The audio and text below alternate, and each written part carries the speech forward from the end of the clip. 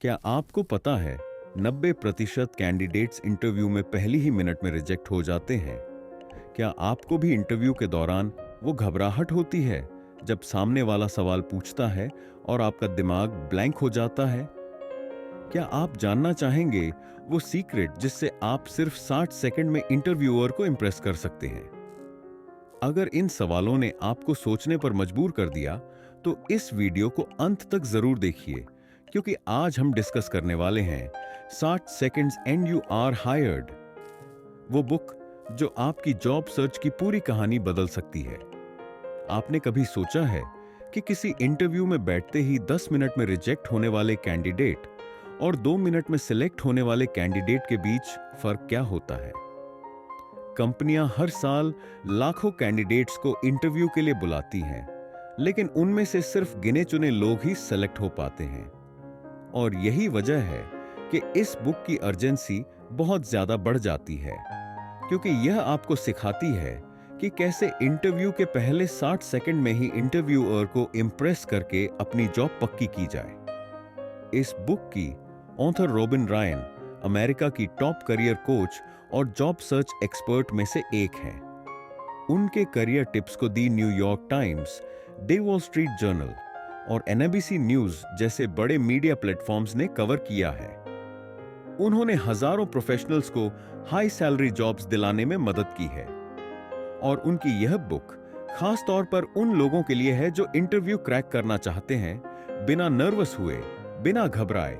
Video में आगे बढ़ने से पहले, अगर आप चाहते हैं कि आपका अगला इंटरव्यू आपका बेस्ट इंटरव्यू हो, तो अभी द ग्रेट राठौर चैनल को सब्सक्राइब करें और कमेंट में लिखें, मैं अपने इंटरव्यू का मास्टर बनूंगा, ताकि आपकी कमिटमेंट पक्की हो जाए। तो चलिए अब जानते हैं वो पावरफुल स्ट्रेटजीज जो आपको सिर्फ 60 सेकंड में हायर करवा सकती है। 60 सेकंड सेल एक पावरफुल इंटरव्यू टेक्निक है जो आपको बेहद कम समय में खुद को सबसे बेहतरीन कैंडिडेट के रूप में प्रेजेंट करने का तरीका सिखाती है। जब आप इंटरव्यू के लिए जाते हैं, तो आपके पास खुद को साबित करने के लिए बहुत ज्यादा वक्त नहीं होता। रिसर्च बताती है कि इंटरव्यूअर पहले 60 सेकंड के अंदर ही यह तय कर लेते हैं कि आप उनकी कंपनी के लिए सही कैंडिडेट हैं या नहीं। अगर आप इस छोटे से टाइम फ्रेम में खुद को इंप्रेसिव तरीके से पेश नहीं कर पाए, तो आपके आगे दिए गए जवाब भी ज्यादा असर नहीं डालते।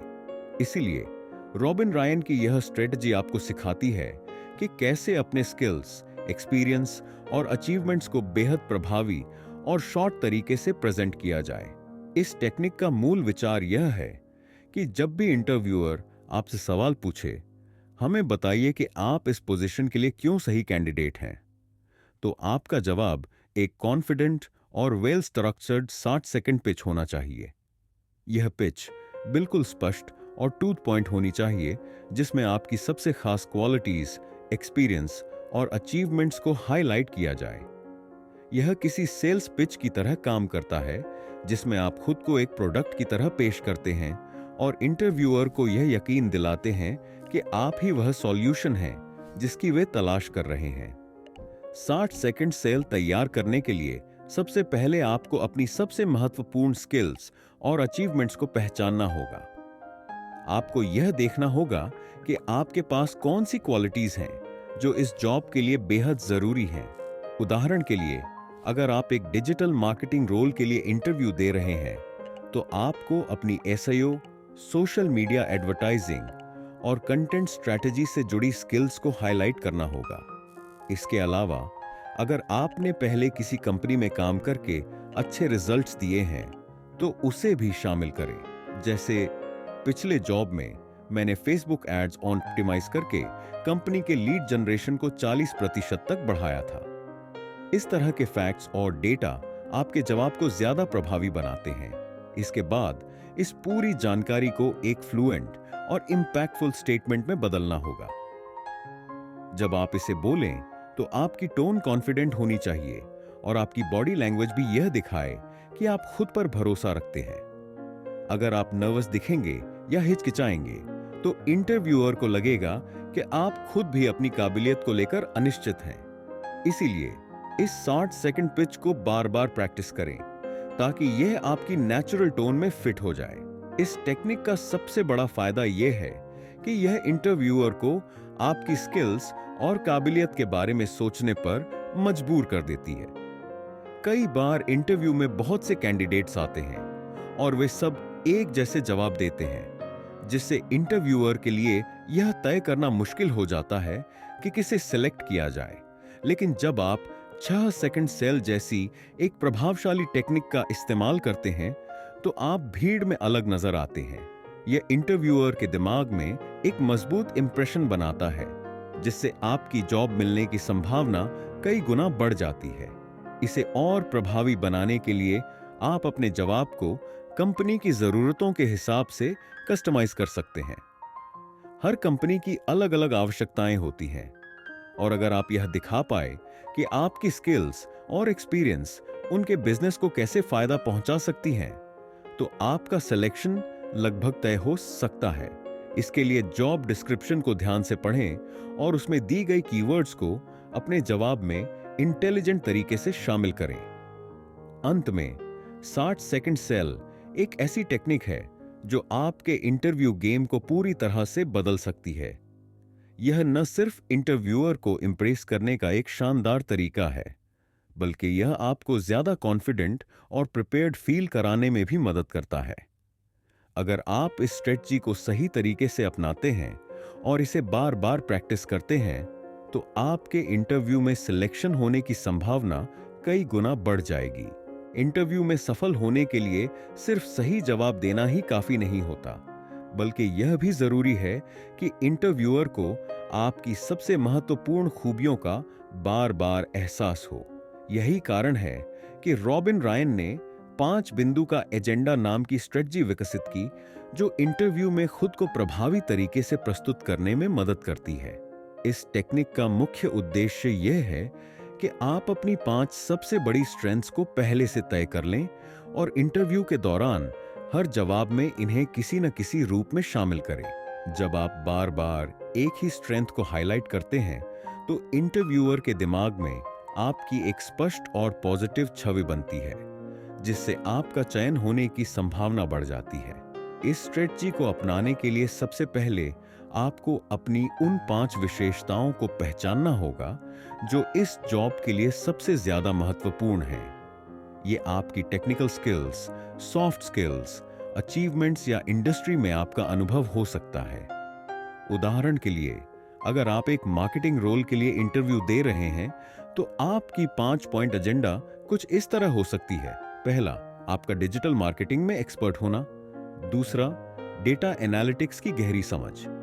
तीसरा, सोशल मीडिया कैंपेन मैनेज करने का अनुभव। चौथा, टीम लीडरशिप स्किल्स।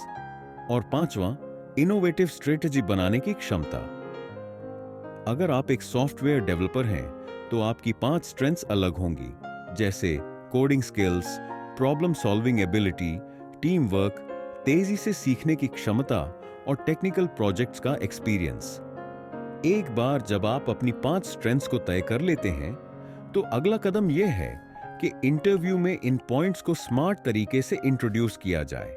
हर सवाल का जवाब देते समय इन पॉइंट्स को किसी न किसी तरह से शामिल करें, ताकि इंटरव्यूअर को यह महसूस हो कि आप में वे सभी खूबियां हैं जो इस जॉब के लिए जरूरी हैं। उदाहरण के लिए, अगर इंटरव्यूअर आपसे पूछता है, हमें अपने बारे में बताइए, तो आप सीधे अपने 5 बिंदु के एजेंडा को ध्यान में रखते हुए जवाब दें, जैसे, मैं एक डिजिटल मार्केटिंग एक्सपर्ट हूं जिसे एसईओ और सोशल मीडिया कैंपेन मैनेज करने का गहरा अनुभव है। मैंने अपने पिछले रोल में एक टीम लीड की थी और हमारे स्ट्रेटजी की वजह से वेबसाइट ट्रैफिक 50% तक बढ़ा। डेटा एनालिसिस मेरी एक बड़ी ताकत है, जिससे मैं मार्केट ट्रेंड्स को समझकर बेहतर मार्केटिंग डिसीजन ले सकता हूं। इस तरह आप अपनी 5 स्ट्रेंथ्स को जवाब के अंदर ही बयां कर सकते हैं। इस रणनीति का फायदा यह है कि जब इंटरव्यू खत्म होता है, तो इंटरव्यूअर को आपके बारे में स्पष्ट और ठोस याद रहती है। बहुत से कैंडिडेट्स इंटरव्यू में बेहतरीन जवाब देते हैं, लेकिन उनकी कोई खास पहचान इंटरव्यूअर के दिमाग में नहीं बनती। वहीं अगर आप 5 बिंदु का एजेंडा का इस्तेमाल करते हैं, तो इंटरव्यूअर को बार बार आपकी वही 5 स्ट्रेंथ्स याद आती हैं जो आपने हर जवाब में रीइंफोर्स की थी। इससे आपका नाम इंटरव्यू पैनल की लिस्ट में टॉप पर आने की संभावना बढ़ जाती है।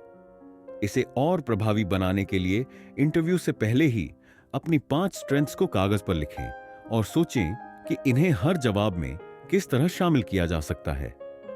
प्रैक्टिस करें ताकि ये पॉइंट्स आपको नेचुरल तरीके से याद रहें और इंटरव्यू के दौरान जब भी मौका मिले आप इन्हें सहज रूप से अपने जवाबों में इस्तेमाल कर सकें। जब आप इस स्ट्रेटजी को सही तरीके से अपनाते हैं तो आपका इंटरव्यू ज्यादा प्रभावी, प्रोफेशनल और यादगार बन जाता है, जिससे आपकी जॉब मिलने की संभावना काफी हद तक बढ़ जाती है।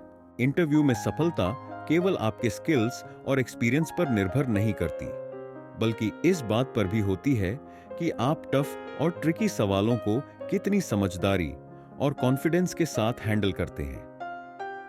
इंटरव्यूअर का मकसद सिर्फ आपकी टेक्निकल नॉलेज को टेस्ट करना नहीं होता, बल्कि यह भी देखना होता है कि आप मुश्किल परिस्थितियों में कैसे रिएक्ट करते हैं। कई बार वे ऐसे सवाल पूछते हैं जिनका सीधा जवाब देना मुश्किल होता है, जैसे हमें आपको क्यों हायर करना चाहिए? ज़रेनिया, आपकी सबसे बड़ी कमजोरी क्या है? स्विंगल, आपने अपनी पिछली जॉब क्यों छोड़ी? इन सवालों के गलत जवाब आपकी छवि बिगाड़ सकते हैं, जबकि सही जवाब आपके चांस बढ़ा सकते हैं। रॉबिन रायन की इस बुक में ऐसे टफ सवालों के स्मार्ट, पॉजिटिव और कॉन्फिडेंट जवाब देने की स्ट्रेटजी बताई गई है, जिससे आप इंटरव्यूअर को प्रभावित कर सकते हैं। जब आपसे पूछा जाए, हमें आपको क्यों हायर करना चाहिए, तो यह ध्यान रखना जरूरी है कि इंटरव्यूअर को सिर्फ एक जनरल जवाब नहीं चाहिए, बल्कि ऐसा जवाब चाहिए जो आपको बाकी कैंडिडेट्स से अलग साबित करे। सबसे अच्छा तरीका यह है कि आप अपने स्किल्स, अचीवमेंट्स और एक्सपीरियंस को जॉब की जरूरतों से कनेक्ट करें। उदाहरण के लिए आप कह सकते हैं, मेरे पास 5 साल का डिजिटल मार्केटिंग एक्सपीरियंस है और मैंने अपनी पिछली कंपनी में सोशल मीडिया कैंपेन ऑप्टिमाइज करके 40% अधिक लीड जनरेट किए थे। आपकी कंपनी तेजी से ग्रो कर रही है और मेरी स्ट्रेटजी आपकी ब्रांड विजिबिलिटी को और मजबूत बना सकती है।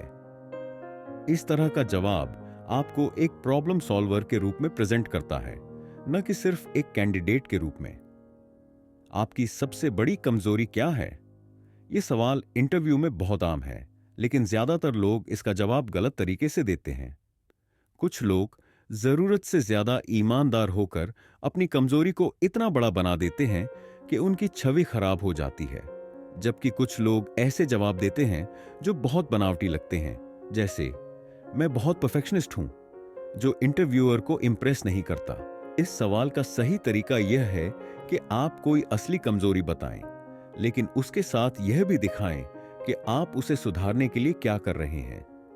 उदाहरण के लिए, पहले मैं बहुत ज्यादा डिटेल ओरिएंटेड था और छोटी छोटी चीजों में फंस जाता था, जिससे मेरी स्पीड स्लो हो जाती थी, लेकिन अब मैं प्रायोरिटी सेट करने और टाइम मैनेजमेंट पर काम कर रहा हूं, जिससे मेरी वर्क एफिशिएंसी काफी बेहतर हो गई है। इस तरह का जवाब आपकी सेल्फ अवेयरनेस और इंप्रूवमेंट की क्षमता को दिखाता है।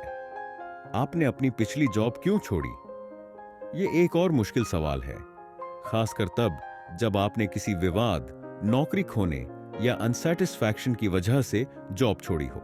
इस सवाल का जवाब देते समय यह बहुत जरूरी है कि आप अपने पिछले एम्प्लॉयर के बारे में नेगेटिव बात न करें, क्योंकि इससे आपकी इमेज खराब हो सकती है। सही तरीका यह है कि आप अपने करियर ग्रोथ पर फोकस करें और दिखाएं कि आप आगे बढ़ने के लिए नई अपॉर्चुनिटी ढूंढ रहे हैं। उदाहरण, मुझे अपनी पिछली कंपनी में बहुत कुछ सीखने को मिला, लेकिन अब मैं ऐसे रोल की तलाश में हूं जहां मैं ज्यादा क्रिएटिविटी और स्ट्रेटेजी पर काम कर सकूं। मुझे लगता है कि आपकी कंपनी में यह अपॉर्चुनिटी मुझे मिलेगी, जिससे मैं अपने स्किल्स को अगले लेवल तक ले जा सकता हूं। इस तरह का जवाब आपके प्रोफेशनल अप्रोच को दिखाता है और बिना किसी नेगेटिविटी के आपकी पोजीशन को क्लियर करता है। टफ इंटरव्यू सवालों के जवाब देने का सबसे अच्छा तरीका यह है कि आप हर सवाल को एक अवसर की तरह देखें और उसका जवाब पहले से प्रिपेयर करें।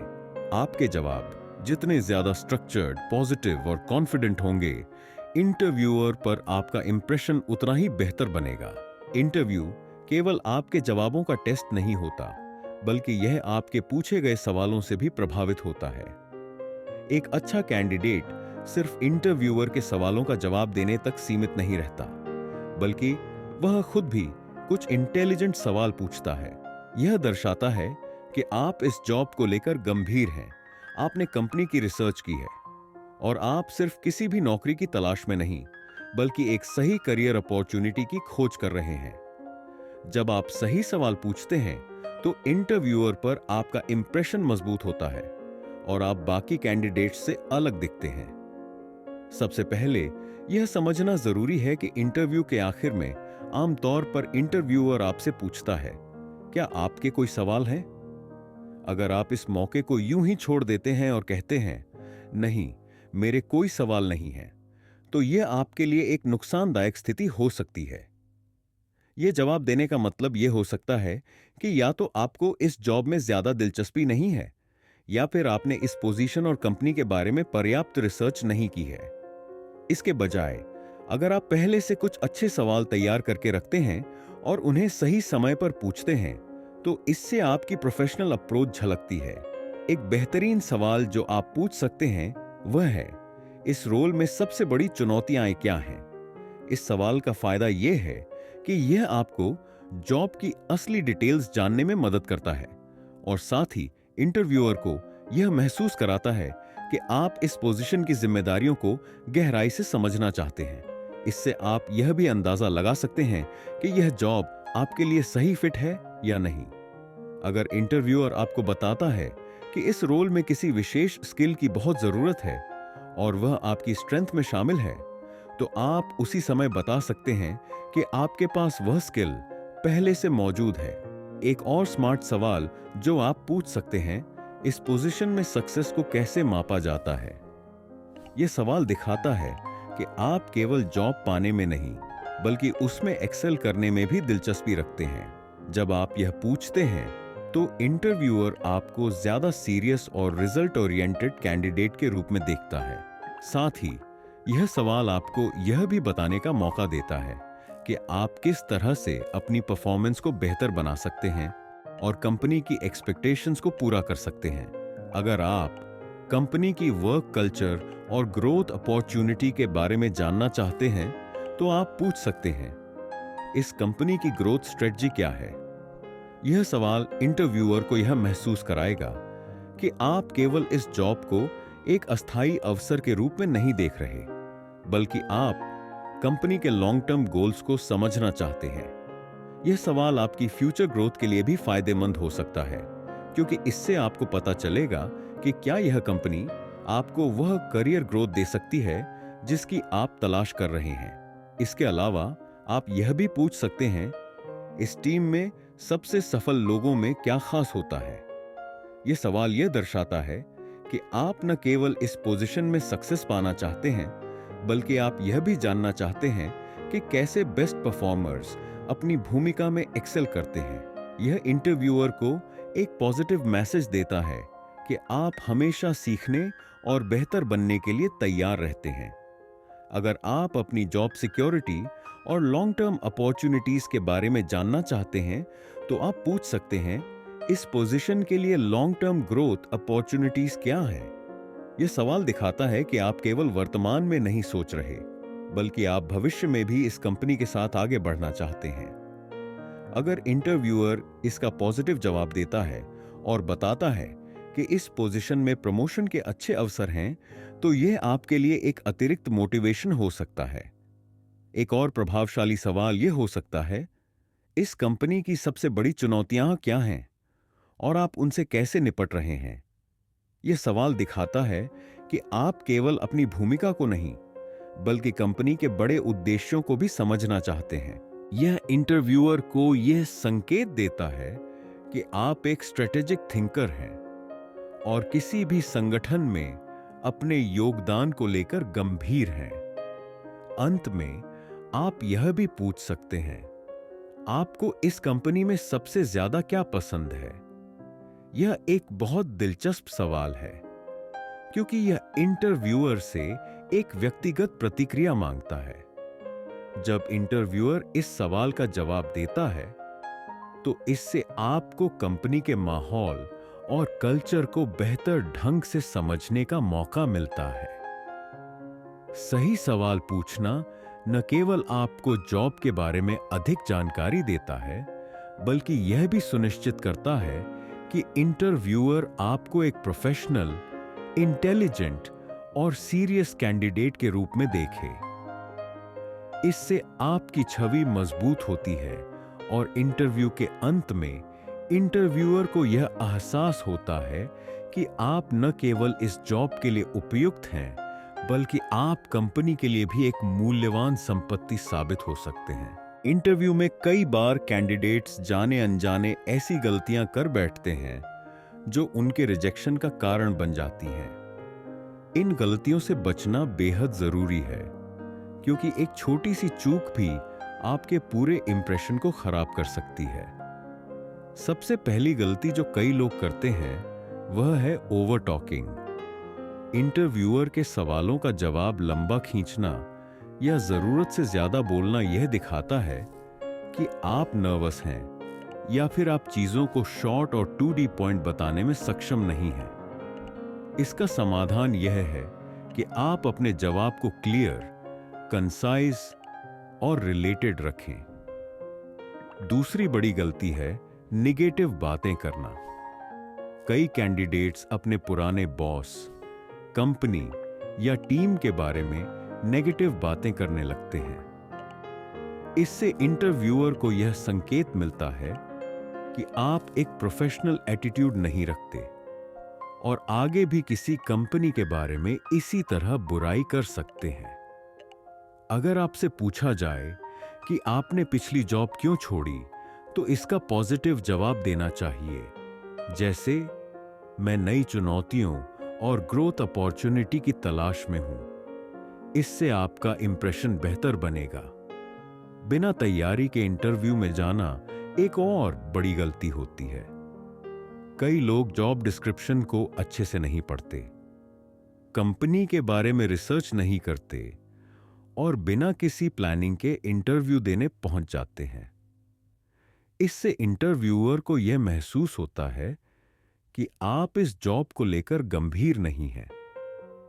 इसका सबसे अच्छा तरीका यह है कि आप पहले से कंपनी की बैकग्राउंड रिसर्च करें, जॉब रोल को समझें और अपने उत्तरों को बेहतर बनाने के लिए मॉक इंटरव्यू प्रैक्टिस करें। बॉडी लैंग्वेज को इग्नोर करना भी एक सामान्य लेकिन गंभीर गलती है। अगर आप इंटरव्यू के दौरान आई कांटेक्ट नहीं बना रहे, बहुत ज्यादा मूवमेंट कर रहे हैं या फिर हाथ पैर हिला रहे हैं, तो यह आपकी नर्वसनेस को दर्शाता है। एक प्रोफेशनल और कॉन्फिडेंट इंप्रेशन बनाने के लिए आपको सही बॉडी लैंग्वेज अपनानी चाहिए। सीधा बैठना, हल्की मुस्कान रखना, हाथ मिलाते समय एक फर्म ग्रिप रखना और आई कांटेक्ट मेंटेन करना आपकी पर्सनैलिटी को ज्यादा प्रोफेशनल दिखाता है। एक और आम गलती यह होती है कि कैंडिडेट्स सही सवाल नहीं पूछते। इंटरव्यू के अंत में जब इंटरव्यूअर पूछता है कि क्या आपके कोई सवाल हैं, तो कई लोग या तो कुछ नहीं पूछते या फिर बिना मतलब के सवाल पूछ लेते हैं। यह दर्शाता है कि आप इस जॉब में ज्यादा दिलचस्पी नहीं रखते। इसके बजाय आपको कंपनी, ग्रोथ अपॉर्चुनिटीज और पोजीशन से जुड़े स्मार्ट सवाल पूछने चाहिए। गलत वेतन चर्चा करना भी एक सामान्य गलती है। कई लोग इंटरव्यू के शुरुआती चरण में ही सैलरी की बात करने लगते हैं, जिससे यह लगता है कि वे सिर्फ पैसे के लिए आए हैं, न कि जॉब के लिए। सैलरी पर बातचीत तभी करें जब इंटरव्यूअर खुद इस बारे में बात करे या फिर जब आप फाइनल स्टेज पर पहुंच चुके हों। छोटी छोटी लेकिन महत्वपूर्ण बातों पर ध्यान देना इंटरव्यू में सफलता पाने के लिए जरूरी है। इन गलतियों से बचकर और सही रणनीति अपनाकर आप अपने इंटरव्यू को अधिक प्रभावी और सफल बना सकते हैं। सैलरी नेगोशिएशन एक ऐसा स्किल है जो अगर सही तरीके से इस्तेमाल किया जाए तो ये आपकी इनकम और करियर ग्रोथ में बड़ा बदलाव ला सकता है। लेकिन ज्यादातर लोग इस प्रोसेस को लेकर असहज महसूस करते हैं और या तो ऑफर को बिना किसी बातचीत के एक्सेप्ट कर लेते हैं या फिर गलत तरीके से नेगोशिएट करके अपनी छवि खराब कर लेते हैं। इस बुक में बताया गया है कि कैसे आप सैलरी और बेनिफिट्स को लेकर बातचीत करते समय प्रोफेशनल और कॉन्फिडेंट बने रह सकते हैं, जिससे आप अपनी वर्थ के मुताबिक बेस्ट ऑफर पा सकें बिना इंटरव्यूअर को नाराज किए। सबसे पहली बात, आपको यह समझना होगा कि नेगोशिएशन एक आम बातचीत की तरह ही है जिसमें दोनों पक्षों को फेयर डील चाहिए। इसे एक संघर्ष या बहस की तरह नहीं देखना चाहिए, बल्कि एक ऐसा अवसर समझना चाहिए जहां आप अपनी स्किल्स और एक्सपीरियंस के आधार पर सही कॉम्पेंसेशन की मांग कर सकते हैं। जब आपको ऑफर दिया जाए तो तुरंत हां कहने की बजाय इसे ध्यान से सुनें और समझें कि क्या यह आपकी एक्सपेक्टेशन के अनुसार है। एक बड़ी गलती जो लोग करते हैं वह यह है कि वे बिना किसी रिसर्च के नेगोशिएशन में चले जाते हैं। इससे बचने के लिए आपको पहले से पता होना चाहिए कि आपकी इंडस्ट्री में इस रोल के लिए औसत सैलरी क्या है और आपके स्किल्स और एक्सपीरियंस के हिसाब से आप कितनी सैलरी की उम्मीद कर सकते हैं। कई ऑनलाइन टूल्स और वेबसाइट से आप यह जानकारी इकट्ठा कर सकते हैं, जिससे आप ज्यादा आत्मविश्वास से अपनी सैलरी की बात कर पाएंगे। नेगोशिएशन करते समय अपने टोन और वर्डिंग पर खास ध्यान देना चाहिए। आपको यह नहीं कहना चाहिए कि मुझे इतनी सैलरी चाहिए वरना मैं यह ऑफर नहीं लूंगा, बल्कि इसे एक प्रोफेशनल तरीके से इस तरह कहना चाहिए, मैं इस अवसर को लेकर बहुत उत्साहित हूं और मुझे लगता है कि मेरी स्किल्स और अनुभव के हिसाब से RSX राशि एक उचित सैलरी होगी। क्या इस पर विचार किया जा सकता है? इस तरह से बात करने पर इंटरव्यूअर को लगेगा कि आप जॉब में दिलचस्पी रखते हैं और साथ ही अपने मूल्य को भी समझते हैं। कई कंपनियां सिर्फ बेस सैलरी ही नहीं, बल्कि अन्य बेनिफिट्स भी ऑफर करती हैं, जैसे कि bonus, work from home option, extra leaves, stock options आदि। इसलिए अगर सैलरी बढ़ाना संभव न हो तो इन अतिरिक्त बेनिफिट्स पर बातचीत की जा सकती है। कई बार यह भी आपकी कुल कमाई को बढ़ाने का एक अच्छा तरीका हो सकता है। एक और महत्वपूर्ण रणनीति यह है कि अगर आपको तुरंत ऑफर एक्सेप्ट करने के लिए दबाव डाला जाए तो आप विनम्रता से थोड़ा समय मांग सकते हैं। उदाहरण के लिए आप कह सकते हैं, यह एक शानदार अवसर है और मैं इसे लेकर बहुत उत्साहित हूं। क्या मैं इस ऑफर पर 1-2 दिन सोच सकता हूं? इससे आपको सोचने और सही निर्णय लेने का समय मिल जाएगा। सही नेगोशिएशन टेक्निक्स का इस्तेमाल करके न सिर्फ आप अपनी सैलरी और बेनिफिट्स को बेहतर बना सकते हैं, बल्कि कंपनी के सामने खुद को एक प्रोफेशनल और वैल्यू ओरिएंटेड कैंडिडेट के रूप में भी प्रेजेंट कर सकते हैं। अब तक हमने इस book 60 seconds and you're hired के सबसे पावरफुल इंटरव्यू टेक्निक्स को डीकोड किया। आपने जाना कि कैसे द 60 सेकंड सेल TM से खुद को बेस्ट कैंडिडेट प्रूव करना है, 5 पॉइंट एजेंडा से अपनी स्ट्रेंथ्स को हाईलाइट करना है और टफ इंटरव्यू सवालों के स्मार्ट जवाब देने हैं। साथ ही आपने यह भी सीखा कि इंटरव्यू में कौन कौन सी गलतियां आपको बिल्कुल नहीं करनी चाहिए और सैलरी नेगोशिएशन कैसे करना चाहिए ताकि आपको अपने स्किल्स के मुताबिक बेस्ट ऑफर मिले। लेकिन एक सवाल आपसे, क्या आप इस वीडियो को सिर्फ देखकर भूल जाएंगे या फिर इन स्ट्रैटेजीज को अपने अगले इंटरव्यू में अप्लाई भी करेंगे? क्योंकि जानकारी तभी पावरफुल बनती है जब उसे इंप्लीमेंट किया जाए। तो अगर आपको इस वीडियो से कुछ नया सीखने को मिला तो द ग्रेट राठौर को सब्सक्राइब करें और कमेंट में लिखें नेक्स्ट इंटरव्यू बेस्ट इंटरव्यू, ताकि हमें पता चले कि आप अपने करियर में कुछ बड़ा करने के लिए तैयार हैं। मिलते हैं अगली वीडियो में। तब तक के लिए स्मार्ट बनो, कॉन्फिडेंट बनो और इंटरव्यू जीत कर दिखाओ।